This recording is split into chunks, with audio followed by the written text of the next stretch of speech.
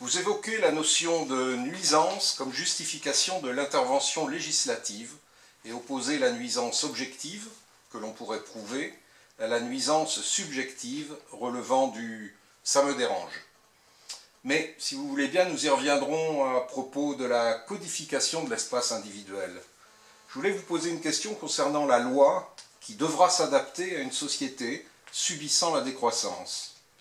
Peut-on envisager d'interdire à un individu de gaspiller ce dont la collectivité manque, par exemple interdire de dépasser un certain nombre de déplacements en voiture ou en avion, ou de dépasser une certaine température chez soi, ce qui relève du privé? Est-ce qu'on peut interdire? Alors, on revient à la définition de la source de la loi, c'est-à-dire qu'est-ce que la loi peut faire. Pour rebondir sur le contenu du chapitre de la nuisance, la situation actuelle, la Constitution actuelle donne à la loi le droit de réglementer, de limiter donc la liberté individuelle, dans la mesure où l'exercice de cette liberté individuelle va porter atteinte à la liberté individuelle d'autrui. Pour ce faire, la Constitution édicte la notion de nuisance. Pour faire simple, à partir du moment où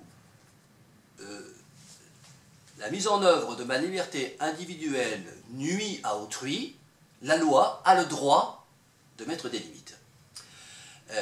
Le problème, c'est que la Constitution, pas plus que les différents codes juridiques qui en découlent, ne définit de façon claire ce qu'est la nuisance.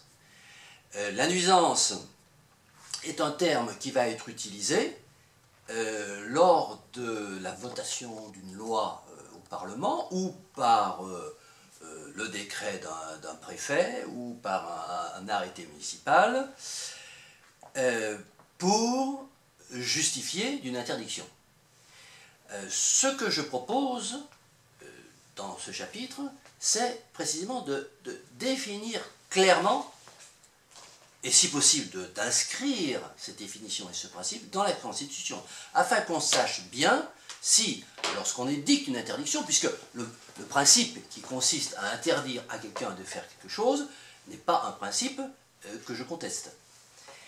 Ce que je conteste, c'est de lui interdire de faire quelque chose sans dire qu'on se réfère à un principe précis. Donc, pour reprendre votre exemple, interdire à quelqu'un de faire quelque chose, notamment de consommer de ceci ou de cela, je ne me souviens plus exactement les exemples que vous avez proposés, il me semble que ce n'est pas tant dans le détail et dans le commentaire sur c'est bien d'interdire ceci ou c'est bien d'interdire cela qu'il faut débattre, mais que c'est sur en vertu de quel principe on empêche aux gens de faire telle ou telle chose. Donc le principe de nuisance, j'ai distingué non pas, comme vous l'avez dit, deux domaines de la nuisance, mais trois. Il y a la nuisance objective, qui est celle qu'on peut constater avec, je dirais, les données de la science qu'on a actuellement, hein, sciences physiques, sciences chimiques. Alors, on pense tout de suite aux choses évidentes qui sont la diminution de l'intégrité physique ou de l'intégrité matérielle de quelqu'un, la blessure, l'amputation ou la spoliation fiscale, la spoliation pécuniaire, ou matériel, c'est-à-dire le vol d'un bien. Là, on est en présence d'actions qui sont la conséquence de l'exercice de la liberté individuelle d'un individu. L'exercice de cette liberté individuelle va provoquer une diminution de l'intégrité physique ou matérielle d'autrui. Nous avons là une définition de la nuisance qui est claire et que j'ai appelée nuisance objective. Alors, ça n'est pas spécifié dans la Constitution. On a ensuite la notion de nuisance subjective. La notion de nuisance subjective, c'est, comme vous l'avez dit tout à l'heure, à partir du moment où quelqu'un dit cette action, ou cette manifestation, ou cette chose me nuit. C'est subjectif parce que ce que vous faites, vous, par exemple, en vous promenant dans le domaine public, peut très bien me nuire. Vous avez un comportement qui me nuit, vous avez, qui me déplaît, qui me pose problème, vous avez des propos qui me posent problème, vous avez un accoutrement qui me pose problème. Et donc, je vais dire, il faudrait faire une loi, il faudrait voter une loi pour vous empêcher, vous, de vous comporter, de vous habiller ou de tenir tel et tel propos, parce que ça me dérange. Bon. Donc là, il y a une question d'appréciation.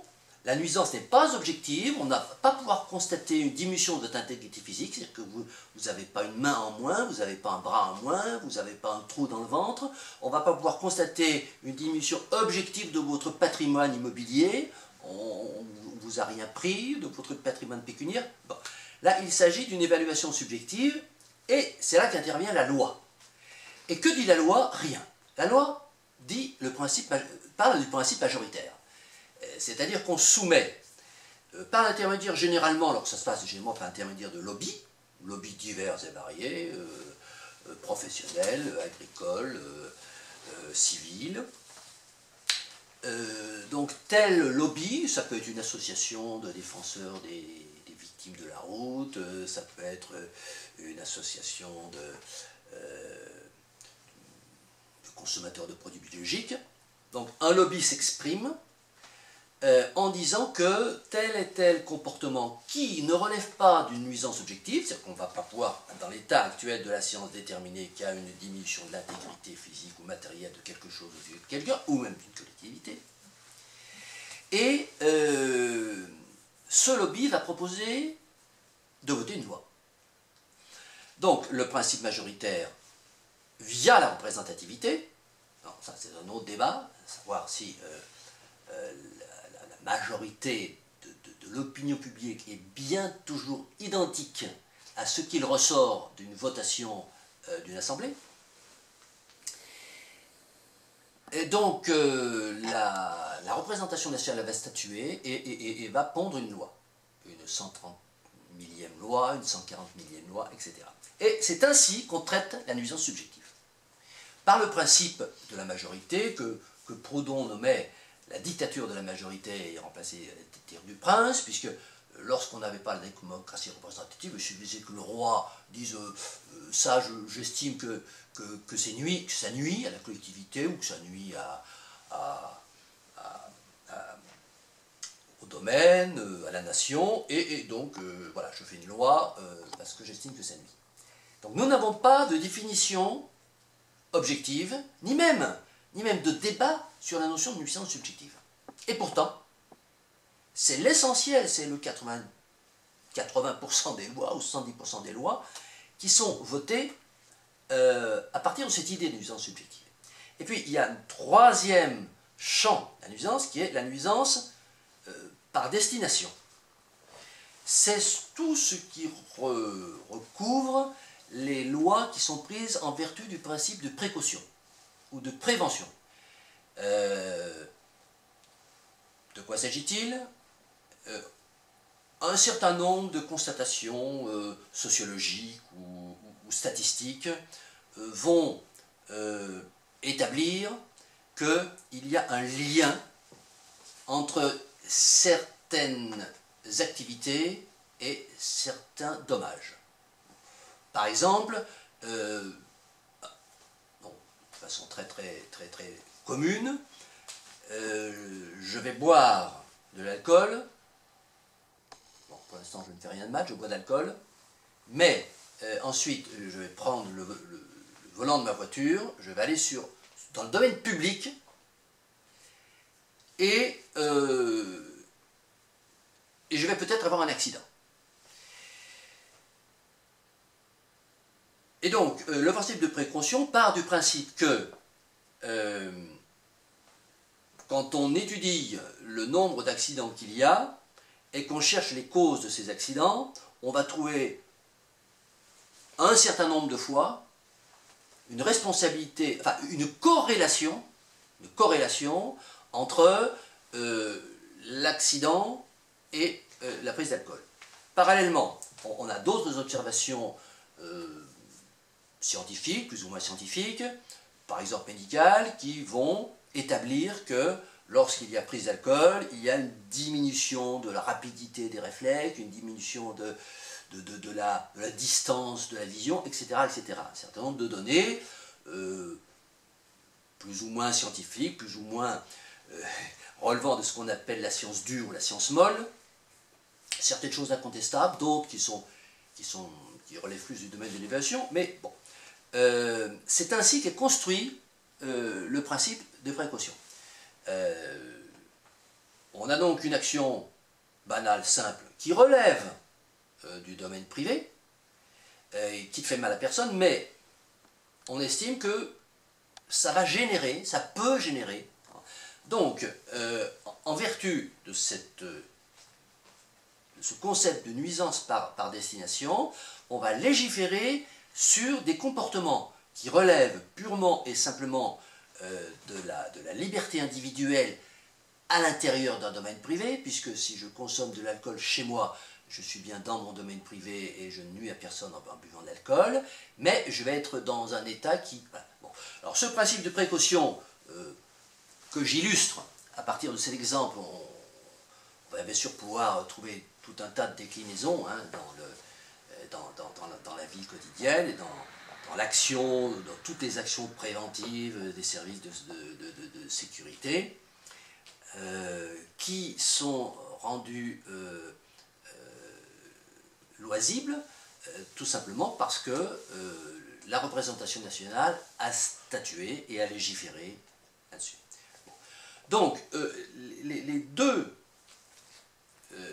acceptions de la nuisance subjective et la nuisance par destination, ne sont pas compatibles avec un respect de la liberté individuelle, un respect de la liberté individuelle tel qu'il est d'ailleurs défini dans les principes fondateurs de nos sociétés, c'est-à-dire la Constitution, 4 textes qui composent la Constitution, à savoir celle de 1958, le préambule de la Constitution de 1946, la Charte de l'environnement de 2005 et la Déclaration des droits de l'homme et des citoyens de 1789. On ne trouve pas dans ces documents de justification au niveau des fondements et des principes de la nuisance subjective et de la nuisance par destination. Ce sont des lois qui ont été votées en dehors de tout principe, simplement par le fait majoritaire du dispositif représentatif de notre vie politique. Concrètement, je me permets de vous relancer, si j'estime qu'il est de ma liberté d'avoir 24 degrés chez moi, alors que l'énergie manque dans le pays, est-ce que je nuis à autrui? Vous posez la bonne question. Dans le cadre de la définition que j'ai donnée de la nuisance, votre comportement n'est pas sanctionnable.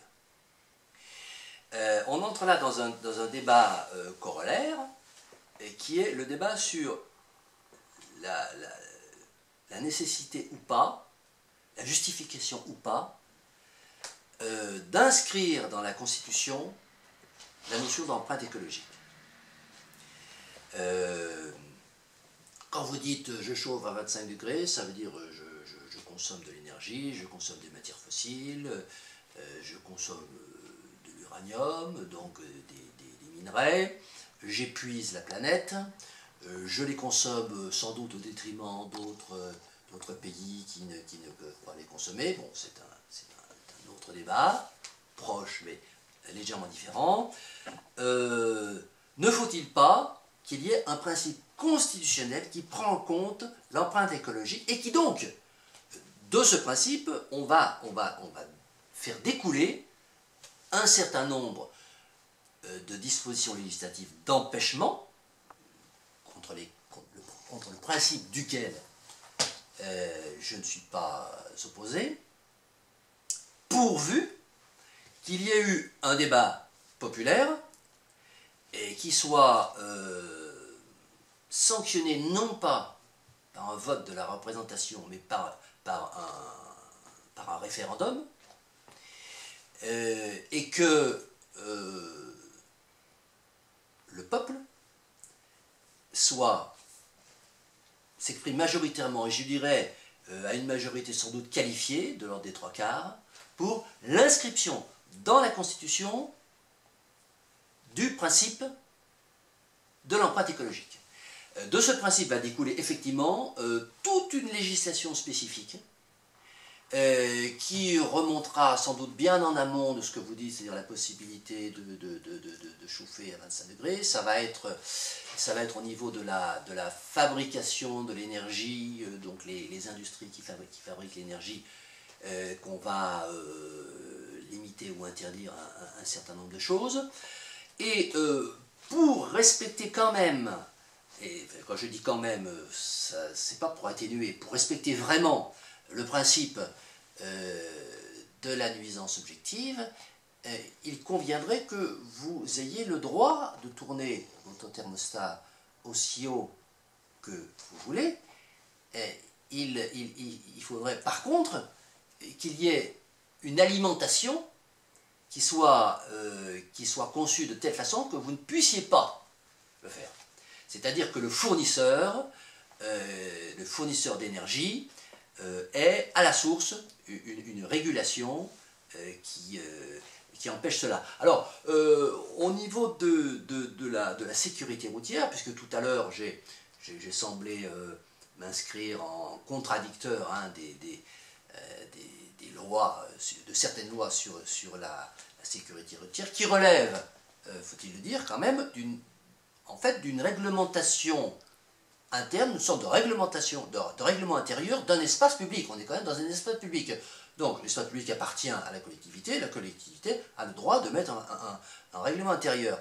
Mais il serait peut-être plus conforme à un principe, s'il était inscrit dans la Constitution, de brider, par exemple, les moteurs à 90 en usine, plutôt que de truffer les routes de robots flasheurs et de jouer sur la liberté ou pas de l'individu d'appuyer sur l'accélérateur. Bon, on est là quand même dans des distinguos qui sont pas de toute première importance.